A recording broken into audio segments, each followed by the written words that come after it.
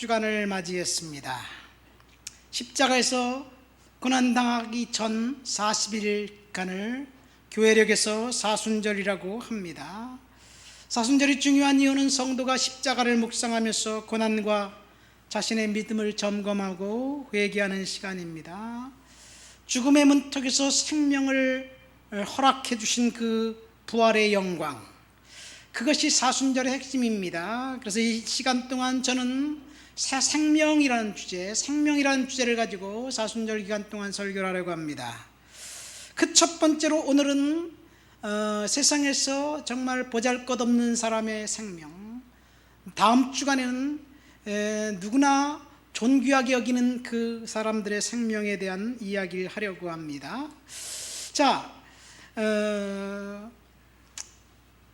오늘 우리가 읽은 본문은 위기의 그림자가 드리웠던 시대에 아주 보잘것없는 한 사람의 이야기, 그 이야기를 통해서 하나님의 관심을 우리가 찾아보려고 합니다. 때는 참혹한 시대였습니다. 그 땅에는 3년 6개월 동안이나 비가 오지 않았습니다. 이 참혹한 시기, 위기가 오면 세상에 존재하는 사람들은 누구나 다 한 사람도 빠짐없이 고통을 당합니다. 부자나 가난한 자나 권력을 가진 자나 미천한 자나 위기가 닥치면 누구나 다 괴롭고 힘듭니다. 그러나 위기의 시간에 가장 먼저 공격당하는 사람들은 가난한 사람들, 힘없는 사람들입니다. 아니, 다르게 표현할까요? 위기의 시간, 힘든 시간에 강자들은 자신에게 닥친 위기를 약자들에게 전가시키고, 그리고 약자들 위해서 그 뒤에서 약자들을 방패막이로 해서 모면하는 거예요. 이것이 위기가 참혹하다는 상황입니다. 이스라엘에 닥친 위기, 3년 6개월 동안 비가 오지 않고 심지어 이 안개도 내리지 않고 이슬도 내리지 않았던 그 시기, 그 위기는 사악한 왕 아합의 등극과 함께 출발합니다.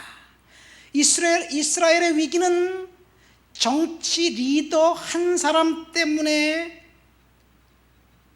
위기가 닥친 거예요. 그러니까 정치 리더 한 사람의 역할이 얼마나 중요한지 우리는 알 수 있습니다.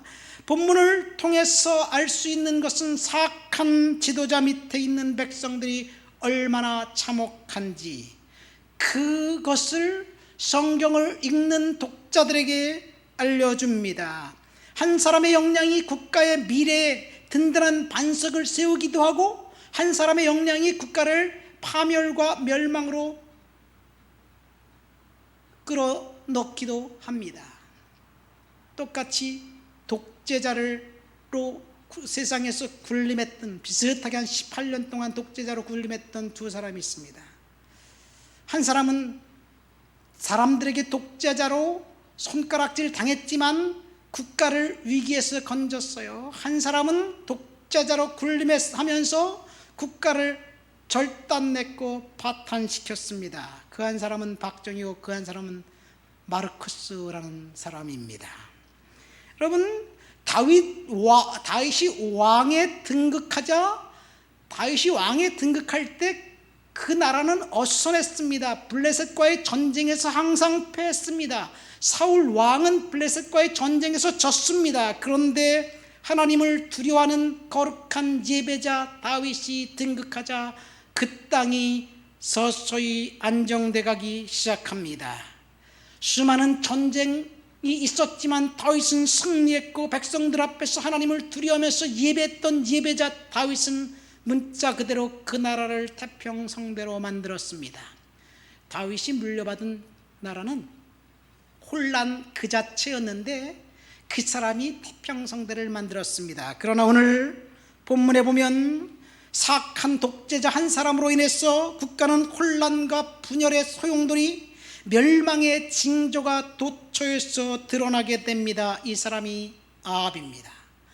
그럼 아합이 어째서 나라를 위기로 위기의 구렁텅이로 끌어넣느냐? 이유는 딱 한 가지입니다. 하나님을 섬기는 사람들을 모조리 잡아서 죽였습니다. 제사장들, 선지자들을 죽였습니다. 그리고 음란을 조장하는 바알신, 아세라 그 우상을 온 국민에게 믿도록 강제했습니다. 그래서 결국 이스라엘에는 하나님을 믿는다고 고백하는 사람들이 겉으로는 한 명도 남지 않았습니다. 그 땅에 참혹한 저주가 찾아왔습니다. 아니, 독재자 한 사람이 저주를 초청한 것입니다. 하나님을 거부하면 저주가 오고 하나님 앞에 나오면 다시 회복된다는 것을 우리는 알게 됩니다. 우리는 성경 말씀을 통해서 시대를 분별해야만 합니다. 우리 시대는 어떤가요? 오늘날 우리가 살고 있는 이 시대에 법으로 종교를 금하거나 종교를 믿지 못하게 만들 수 없습니다. 그러나 우리 사회에서는 교묘한 형태로 교회를 파괴하는 일을 진행합니다. 예를 들어서 군대 가면 군목이 있습니다. 이 군목들이 필요한 이유는 아이들이 훈련받으면서 여러 가지 힘들고 정신적으로 영적으로 곤고하니까 목사님을 만나고 상담하고 성령 받고 이렇게 새 사람 되는 거예요. 그래서 교회에서는, 군대에서 교회가 굉장히 중요합니다. 옛날부터 있었습니다. 영적인 지지 역할을 교회가 했습니다. 그런데 오늘날 군대에서는 무종교도 종교다, 교회 가지 못하게 만듭니다. 지휘관들이 그렇습니다. 물론 다 그런 건 아니지만 어쨌든 교회를 파괴하는 일들이 도처에서 우리들을 엄습하고 있습니다. 공권력과 언론을 동원해 교회를 공격하면서 교회가 코로나의 온상인 양 이야기할 때 물론 몇몇 교회들이 빌미를 준 것은 사실입니다. 그러나 공권력이 예배 금지 명령을 내릴 수 있다는 것 불안합니다. 오늘 제목은 생명이 오는 길목이라는 제목입니다. 이 제목으로 가지고 오늘 저는 세 가지 키워드를 가지고 말씀을 전하려고 합니다. 첫 번째는 죽음이라는 단어입니다. 두 번째는 하나님이라는 단어이고 세 번째는 기도입니다. 제목과 다르잖아요. 새로운 생명이 오는 길목인데 왜 생명이 아니고 죽음일까? 여러분, 위기의 시대에 하나님이 보호해 주지 않고 하나님이 붙잡지 않으면 생명이 아니라 오직 죽음뿐이라는 것을 말씀드리기 위함입니다. 위기의 시대 하나님조차 관심을 갖지 않으면 사회적 약자들은 반드시 죽습니다. 아니, 강자들이 약자들을 죽이고 자신들을 위해서 새판을 짭니다. 이것이 세상 돌아가는 속성입니다. 먼저 죽음이라는 키워드를 생각해 볼까요? 이런 참혹한 위기의 순간이 오면 가장 먼저 타격을 받는 사람들은 사회적인 약자들입니다. 기득권층을 형성하고 있는 강자들은 결코 가난한 자들, 소외된 자들을 그들에게 눈꼽만큼도 관심을 갖지 않습니다.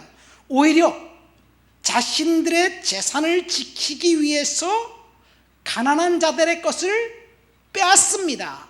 아예 빼앗을 수 있는 기회가 위기의 순간입니다. 아합 시대에 어떤 일이 벌어졌나요? 아합이 왕이에요. 그가 갖고 있는 재산이 천문학적으로 많습니다. 그런데 그는 나봇이라는 사람의 포도원을 탐냈습니다. 그래서 그 나봇이 살고 있는 성의 장로들과 귀족들이 이세벨과 합세해서 나봇을 모함했고 나봇을 죽였고 그리고 포도원을 아방에게 갖다 바쳤습니다. 아합의 재산이 없어서 탈취했나요? 훨씬 더 많이 가졌는데 더 많이 가지려고 하는 거예요. 이것이 아합 시대의 귀족들, 강자들, 기득권층들의 파렴치함입니다. 지금 우리 시대에도 동일한 일들이 벌어지고 있습니다. 공권력은 강자들에게 너그럽습니다. 그러나 약자들과 반대파에게는 잔인합니다. 이런 파렴치한 사람들이 판치는 시대가 위기 시대입니다. 여러분, 신문지상에 나온 임명직 공무원들을 보세요. 상상을 초월할 정도로 썩었습니다. 그런데 아무도 그들을 손가락질하지 않습니다. 그래서 우리는 세상의 관심, 정치 권력자 아합의 관심과 하나님의 관심을 대비해서 볼 수 있습니다. 하나님의 관심은 가난한 자들, 약자들에 있었고, 아합의 관심은 귀족들과 결탁해서 가난한 자들의 것을 빼앗은 것에 있었습니다. 하나님의 관심, 첫 번째 우리가 읽은 본문 바로 위에 보면 엘리야 선지자가 사르밧 과부에게 찾아갑니다. 하나님조차 그 과부에게 관심 두지 않으면 그녀와 그 아들은 생존할 수 없기 때문에 하나님이 엘리야 선지자를 그에게 보냈습니다. 혹독한 3년 6개월간의 가뭄이 지속된다면 강자들은 더 편안하게 살 수 있습니다.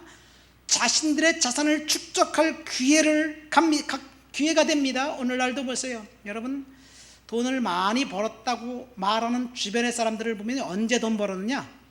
IMF 때, 그 다음에 리먼 브라더스 사태 때, 이 위기의 순간에 다 돈을 벌었어요. 그것이 나쁘다고만 할 수 없겠지만 강자들이 그 시기에 약자들의 것을 빼앗고 자신의 재산을 축적하고 획득한 재산과 돈과 권력을 자손들에게 세습할 수 있는 기회가 됩니다. 반면에 약자들은 생존권을 위해 마지막 남은 것까지 쓰고 소멸해야만 됩니다. 코로나가 닥치면, 코로나 시대 작년이죠. 코로나가 닥치고 얼마 안 돼서 미국에서 약국에서 약들보다 총규료 판매들이 훨씬 더 증가했어요. 왜 사람들이 약을 사서 건강을 지키려고 하지 않고 총규료를 샀느냐? 가난한 사람들이, 병든 사람들이 탈취할까 봐 자기를 지키기 위해서 총을 사들고 무장한 거예요. 사실 가난한 사람들에게는 위기가 바이러스가 아니에요. 바이러스가 걸려도 나가서 일을 할 수밖에 없는 가난입니다. 그래서 그들은 죽을 수밖에 없습니다. 그러나 강자들은 자신이 쌓아놓은 성에 총으로 무장하고 편안하게 격리된 채 살아갑니다. 그러니까 위기의 시대에 하나님을 만난 사람들, 하나님께서 찾아간 사람들만 죽음에서 모면됩니다. 오늘 본문에 보면 위기의 순간에 그 과부의 아들은 죽었습니다. 여러분, 하나님의 관심은 약자들에게 있었습니다. 하나님을 붙잡는 사람들은 살게 됩니다. 이 17절 말씀 보세요. 한 과부, 그 과부가 나옵니다.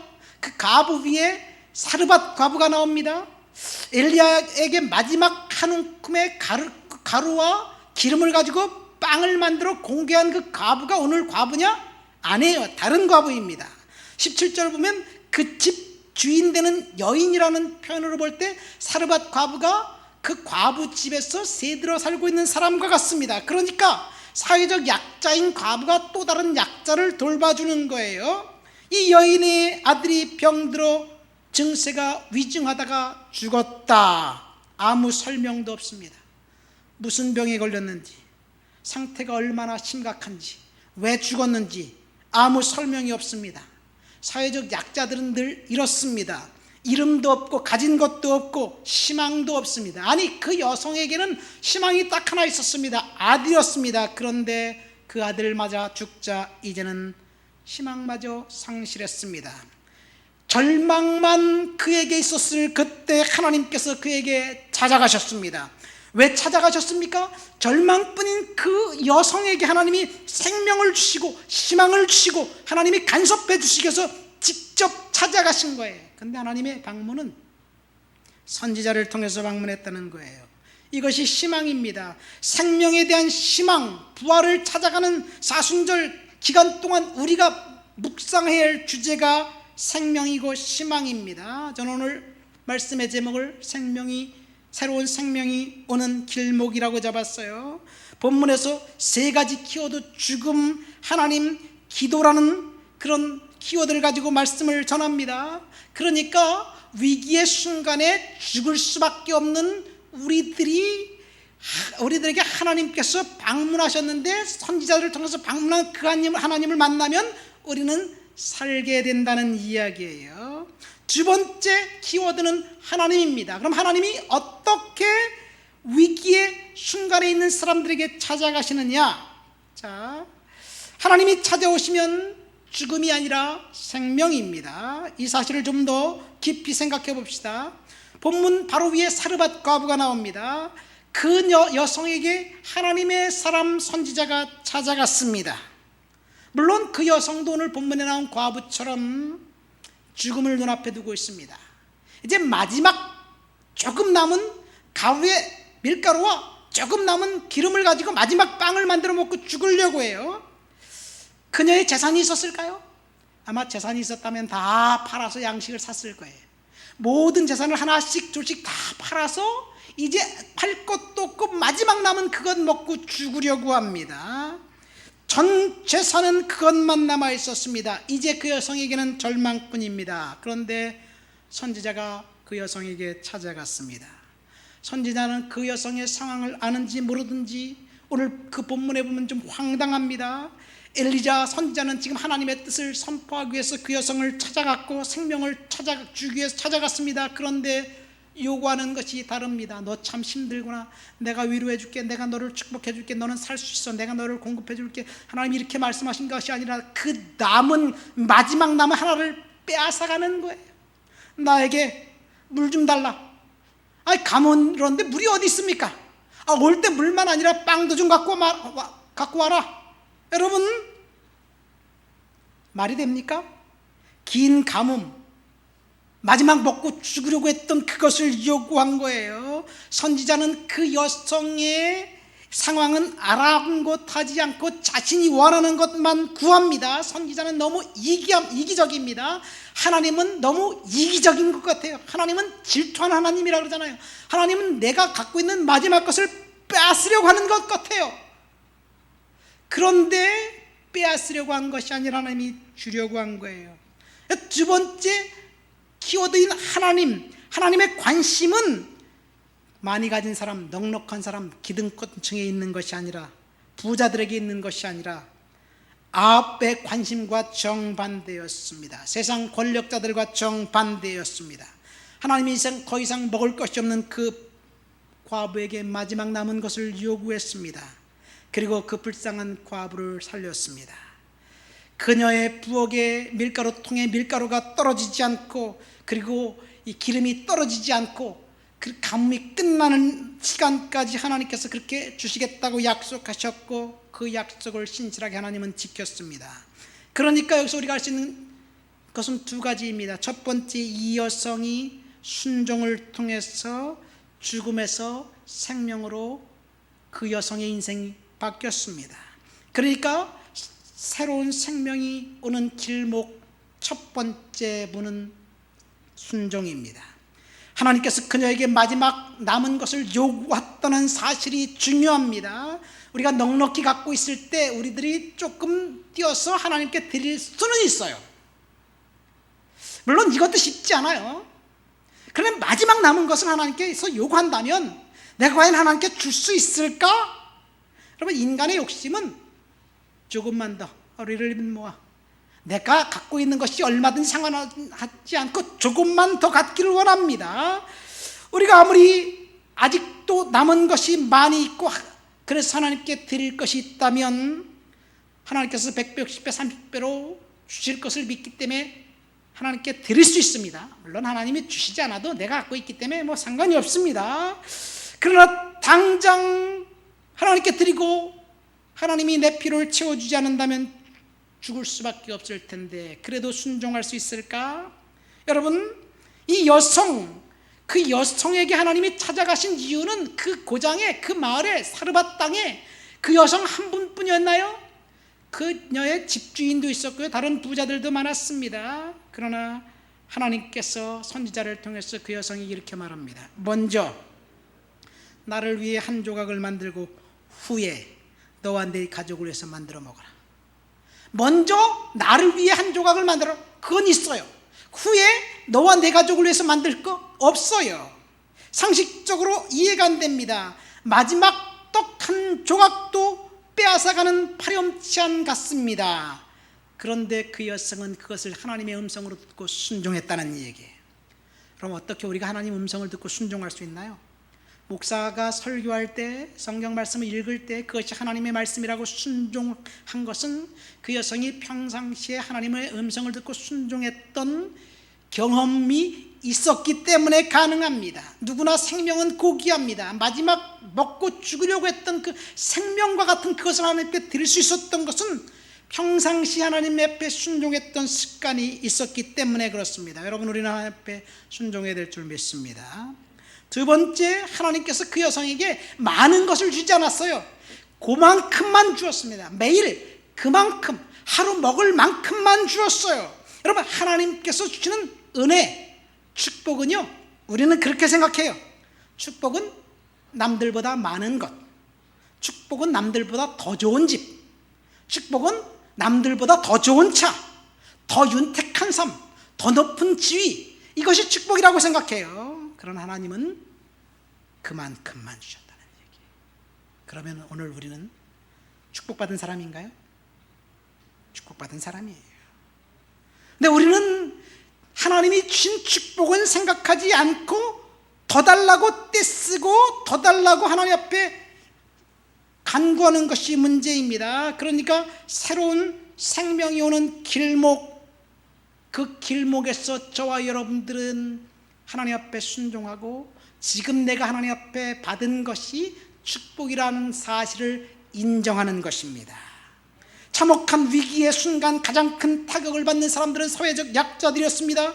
이들을 죽음으로 몰아넣는 것은 기득권층이 만들어 놓은 사회적 시스템이었습니다. 그러나 하나님은 죽음이 아니라 생명을 주시기로 원하셨습니다.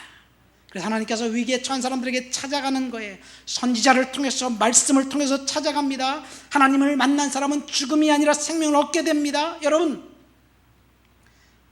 오늘 설교를 통해서 목사가 하는 말이 아니라 하나님의 음성으로 들으시기를 예수님의 이름으로 축원드립니다. 본문에 아들이 죽은 이 과부의 아들을 선지자가 기도로 살렸습니다. 그러니까 생명이 오는 길목의 두 번째 문은 기도입니다. 본문에서 엘리야는 두 번 기도합니다. 첫 번째는 하나님 앞에 탄원한 거예요. 내 하나님 여호와여, 주께서 또 내가 우거하는 집 과부에게 재앙을 내리사 그 아들이 죽게 하셨나이까? 어째서 그 아들이 죽게 하셨나이까? 질문합니다. 어째서 이 아들이 죽었습니까? 엘리야는 지금 삶과 죽음의 문제를 하나님께서 다루실 것을 알고 하나님 앞에 나가 탄원합니다. 주님, 어째서 나에게 이런 일이 일어났습니까? 이것이 탄원입니다. 탄원의 목적은 하나님을 비난하는 것이 아니라 하나님 앞에 간구하는 것이에요. 그럼에도 불구하고, 그 아들이 죽었음에도 불구하고 절망하지 않고 실망하지 않고, 그럼에도 불구하고 나는 하나님 앞에서 살겠습니다. 생명과 죽음은 하나님 앞에 있음을 고백합니다. 여러분, 우리들이 하나님 앞에 탄원할 때 지금 내가 힘듭니다, 어렵습니다, 되지는 일이 없는 것 같습니다. 그럼에도 불구하고 나는 하나님을 신뢰하겠습니다. 그럼에도 불구하고 나는 하나님을 믿겠습니다. 그럼에도 불구하고 나는 하나님을 떠나지 않겠습니다. 이것이 탄원입니다. 하나님 앞에 탄원하시는 그 사람들의 기도를 하나님이 들어오십니다.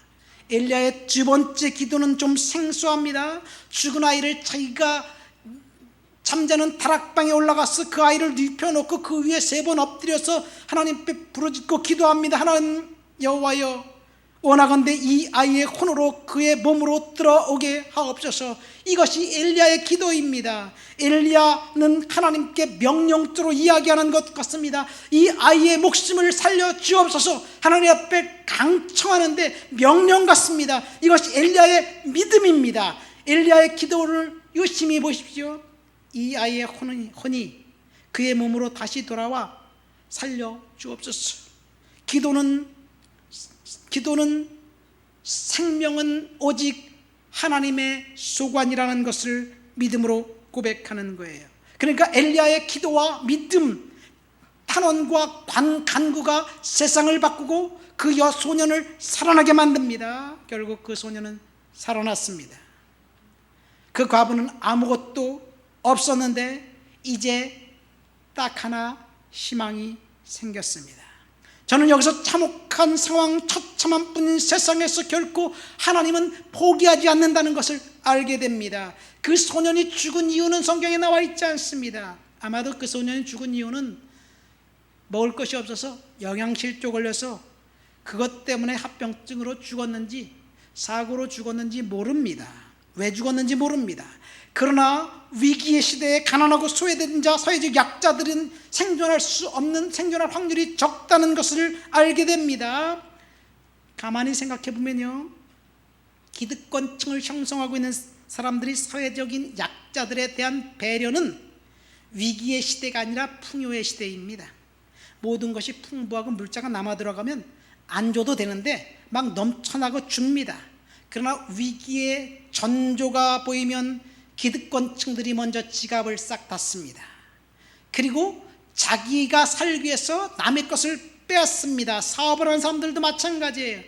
누군가 힘들 때 조금만 도와주면, 조금만 믿어주면, 조금만 투자해주면 금방 일어날 것일 텐데 믿어주고 도와주는 것이 어쩌면 과감한 투자인데 그렇게 하지 않습니다. 정부에서도 그렇게 하지 않습니다. 투자하겠다는 사람들도 그렇게 하지 않습니다.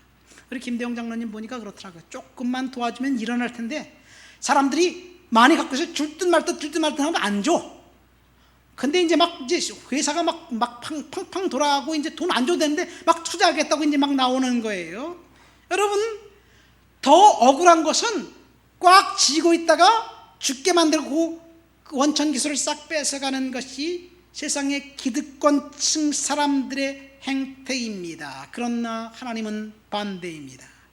하나님은 위기에 처한 사람들에게 찾아가셨습니다. 하나님이 위기에 처한 과부에게, 희망조차 상실한 그 과부에게 찾아가셨고, 그리고 그 죽은 아들은 살아났습니다. 하나님께서 생명의 길목에서 위기에 처한 여러분들을 도와주실 것입니다. 말씀을 맺습니다. 여러분, 저는 새로운 생명이 오는 길목이라는 제목으로 3가지 키워드인 죽음, 하나님, 그리고 기도라는 제목으로 은혜를 받았습니다. 우리는 지금 위기의 시대를 살고 있습니다. 오늘 우리가 처한 위기는 비단 코로나 때문에 위기가 아닙니다. 우리가 처한 위기는 교회를 폄하하고 교회를 무너뜨리려는 보이지 않는 사탄의 공격이 더 큰 위기라고 할 수 있습니다. 아방시대가 그랬습니다. 아방시대의 위기는 기근과 가난과 가뭄이 아니었습니다.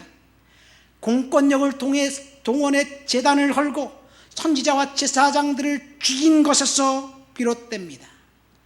교회를 말살하고 교회를 파괴하면 그 다음에는 하나님이 이 땅을 간섭하시기 시작합니다. 3년 6개월 동안 비가 오지 않았던 이유, 이슬조차 내리지 않았던 이유는 참혹한 시대가 된 것은 한 사람 사악한 통치자가 불러온 저주였습니다. 오늘날 우리 사회를 보십시오. 코로나가 유독 교회만 공격합니다. 성도들에게만 피해를 줍니다. 아이러니하게도 콩나물시루처럼 매일 실어나가는 전철과 버스에서는 바이러스도 피해가요. 비껴갑니다. 위기의 시대가 찾아오면 사회적 약자들이 먼저 공격당합니다. 아니, 사회적 약자들은 죽입니다. 그런데 하나님은 반대입니다. 위기의 시대가 되면 강자들이 자신의 부를 축적할 기회로 삼고 약자들을 억압합니다. 그 이유는 이 세상의 주인이 공중권세 잡은 사탄이기 때문에 사탄의 법에 의해서 작동되는 세상은 그렇습니다. 그러나 하나님의 법에 의해 작동되는 세상은 다릅니다.